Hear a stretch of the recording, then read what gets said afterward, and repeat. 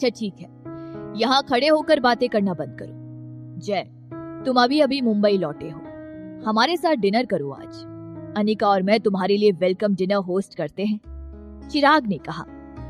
हाँ जय भैया, क्या आप अकेले आए हो? Let's have dinner together, Anika ने कहा। जय ने अपना सर हाँ में हिलाया। उसने अनिका ऊपर अपनी नजरें टिकाई और कहा, अन्नी, मैं अकेला वापस आया हूँ। मैं पिछले 3 साल से तुमसे मिला नहीं था। मैंने तुम्हें बहुत मिस किया। मैं तुमसे मिलने आया हूँ और मैं इतने लंबे समय से दादी से भी नहीं मिला था।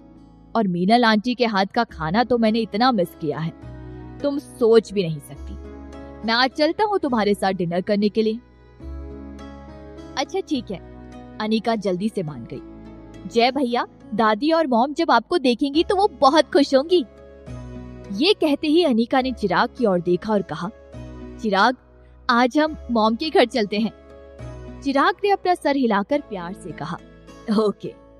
और इसी तरह जय अपनी पोर्श की ओर चले गया और अनिका चिराग के साथ उसकी BMW की ओर। चिराग की BMW में अनिका ने चिराग की ओर देखा जो कार ड्राइव कर रहा था, और उसने धीमे से चिराग से पूछा, चिराग, क्या तुम्हें बुरा लगा?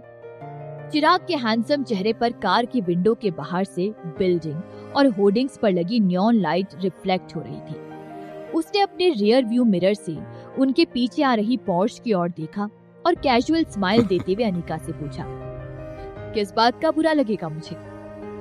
वो जय भैया ने मुझे गाल पर किस किया, तुमने देखा? अनिका ने कहा। ओह। चिराग ने अपने बगल में बैठी अपनी वाइफ के प्यारे चेहरे की ओर देखा। अनिका एक चेहरे पर वो हल्की सी खुशी देख सकता था। उसने कहा, नहीं, मुझे बुरा नहीं लगा। थैंक यू हबी, अनिका ने राहत की सांस ली। जय भैया और मैं दोनों साथ बड़े हुए हैं और हम दोनों बिल्कुल भाई बहन जैसे हैं। चिराग, हमें कभी गलत मत समझना। चिराग मुस्कुराने लगा और उसने कुछ नहीं कहा। लेकिन अनिका ने उससे ऐसा क्यों पूछा कि उसे जय का अनिका को किस करना बुरा लगा? उल्टा उससे ये पूछने की बजाय कि अनिका की जिंदगी में जय की मौजूदगी उसे पसंद है या नहीं।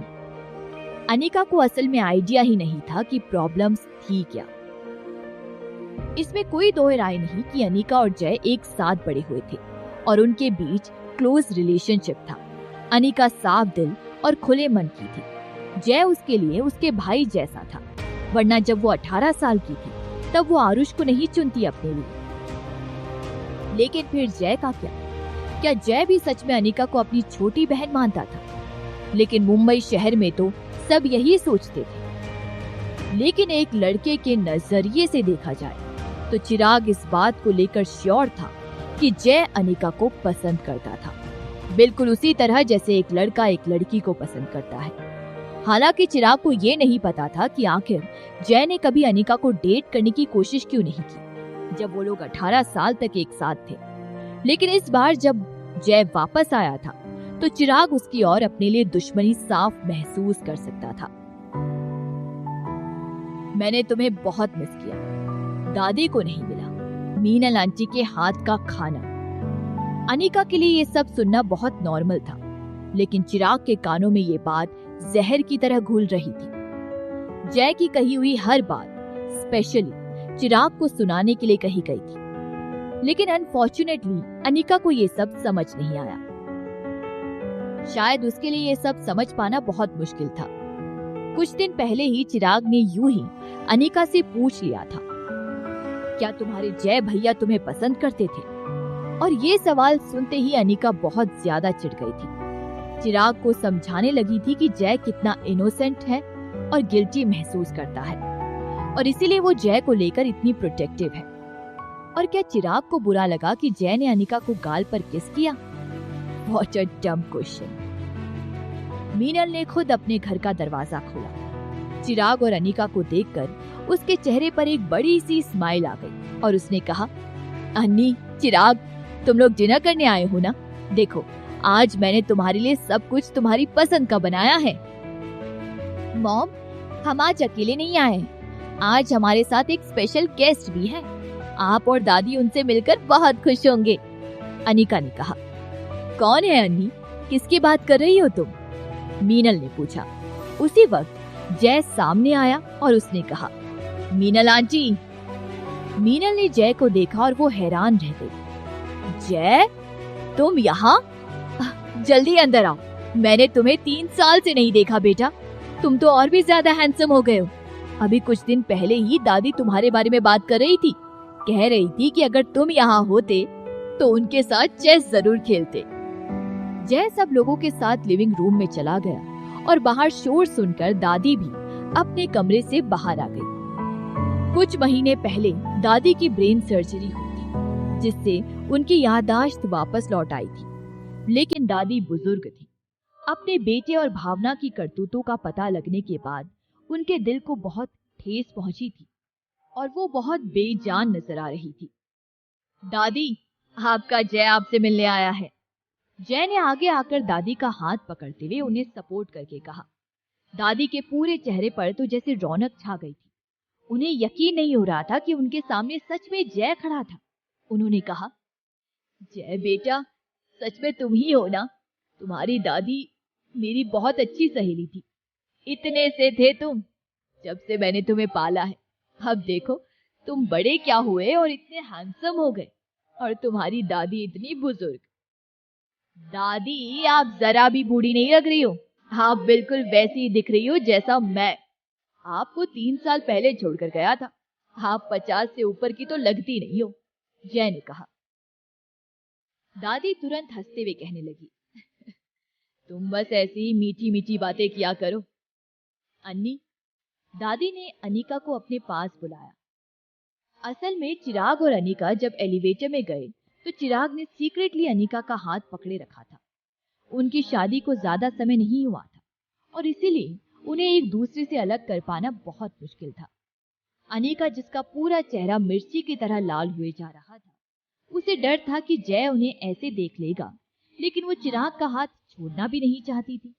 उसने चुपचाप चिराग का हाथ पकड़े रखा और शरारत करते हुए उसे पिंच करने लगी।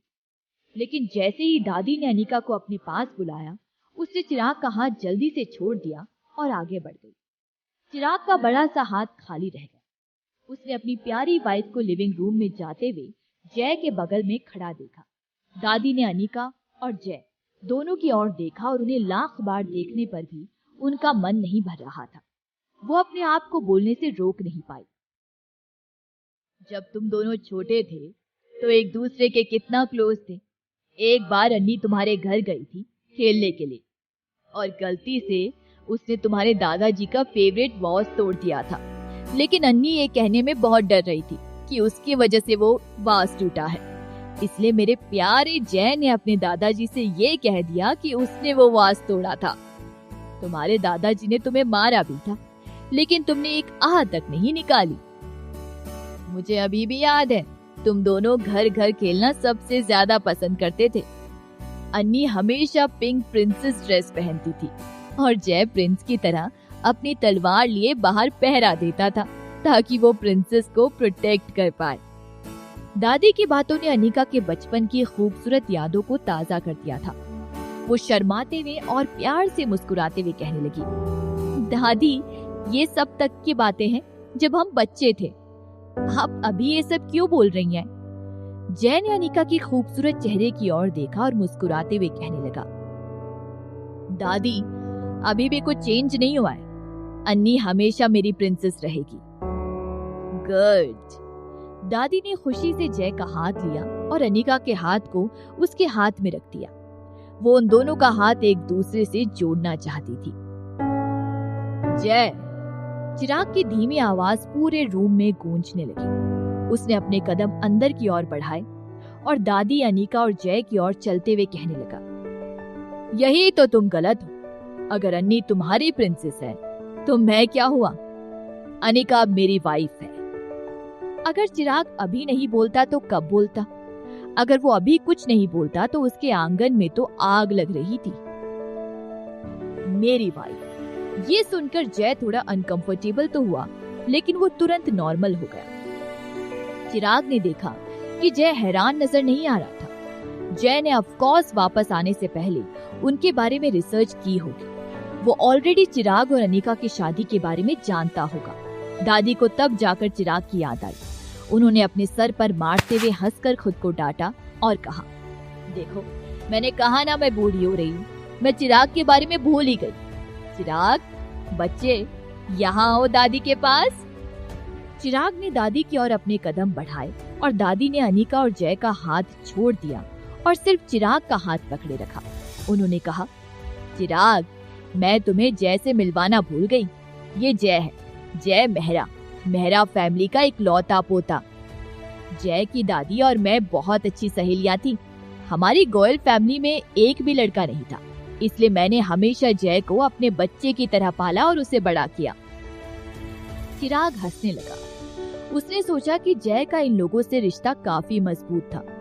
जो भी हो, इन सब के दौरान उसके एक्सप्रेशंस काम और कंपोज्ड रहे और अपनी पलकें उठाकर उसने दादी से कहा, दादी मैं समझता हूँ, अब जो कि जय आपके पोते जैसा है और अनिका का तो भाई है ही, तो मैं भी आगे से उसे अपने रिश्तेदार की तरह ही ट्रीट करूंगा।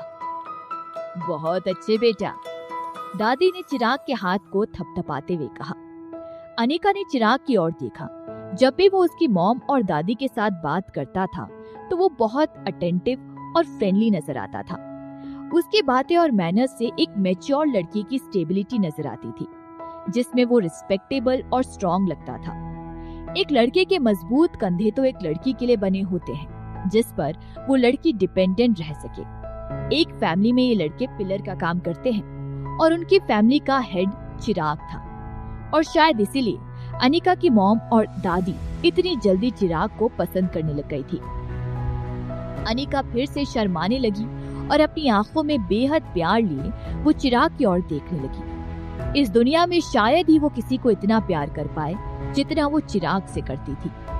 जय ने अपने बगल में खड़ी अनिका की ओर देखा।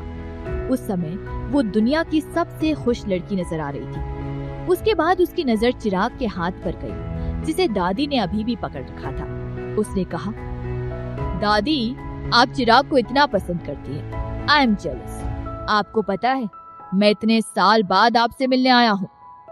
चिराग की आंखें तुरंत जय पर चली गई। ओह, तो तुम अब मेरी स्पॉटलाइट भी छीनना चाहते हो? जय भैया, अनिका ने हंसते हुए कहा। उसने शर्माते हुए चिराग की ओर देखा और जल्दी से कहा, चिराग की बात अलग है। जय के चेहरे पर तो जैसे 12 बज गए थे। मीनल हंसते हुए उन लोगों के पास आई। उसने कहा, जय, इसमें जेलस होने वाली क्या बात है? अन्नी सही कह रही है। चिराग की बात तो अलग होगी ही ना। एक दामाद और एक पोते की अलग अलग इम्पोर्टेंस होती है। लेकिन दादी तुम दोनों से ही बहुत प्यार करती है। हाँ, बिल्कुल सही। दादी ने मीनल की बात से हामी भरते हुए कहा। अच्छा ठीक है, चलो अब खाना खाते हैं। अन्नी आओ, मेरी हेल्प करो, मीनल ने कहा।